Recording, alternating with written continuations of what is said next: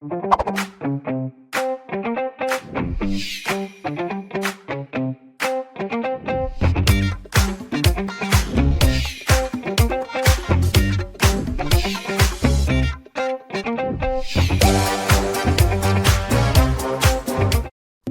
you ever wondered how we pay for the goods we import from other countries, or how the other countries pay for goods we export to them? Now, as much as Naira or cedis or Kenyan shillings are acceptable in their various countries, they are not a universal legal tender. Now, what does this mean? This basically means we cannot pay Naira for goods bought in Kenya, or Kenyan shillings for goods purchased in Ghana. The generally acceptable currency for international payments is the US dollar. Today, we'll be learning about an interesting economic concept called the balance of payments. What is this, you may wonder? So, let's imagine that Central Nigeria is known for producing and exporting cocoa to Central Europe. Central Europe, on the other hand, exports cars to Central Nigeria.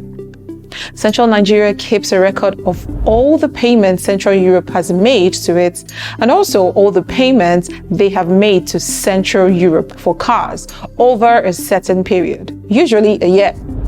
Now, the balance of payments is a record of all transactions flowing in and out of the economy. When Central Nigeria receives payments from Central Europe, it is called the income. Now, when Central Nigeria pays Central Europe, it is called expenditure.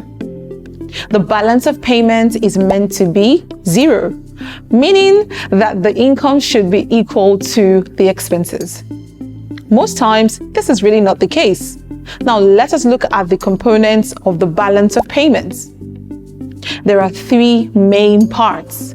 They are the current account, the capital account, and the monetary movement account.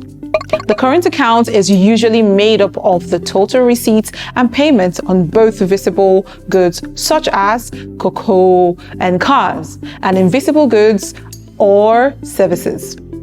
Invisible goods and services may include things like tourism, transportation, banking services, insurance, or even fees that must be paid for transporting your goods through certain countries. Now, the next part of the balance of payments is the capital account. The capital account deals with the capital or monetary inflows and outflows concerning a country. It shows the actual transfer of money or capital for investments. This includes money invested in foreign firms, long-term loans from the government and private individuals, short-term lending, and borrowing. Investments made by Central Nigeria in Central Europe or loans given to Central Europe are known as payments or expenditures, since the money is actually spent. But when it is repaid, it is recorded as an income or receipt. If a country's income is more than the payments, there will be a surplus in the capital account. If the payments are more than the income, there will be a deficit in the capital account. Lastly, the monetary movement account shows how the balance on both current and capital accounts is settled. The monetary movement account settles the surpluses and the deficits in the current and capital accounts.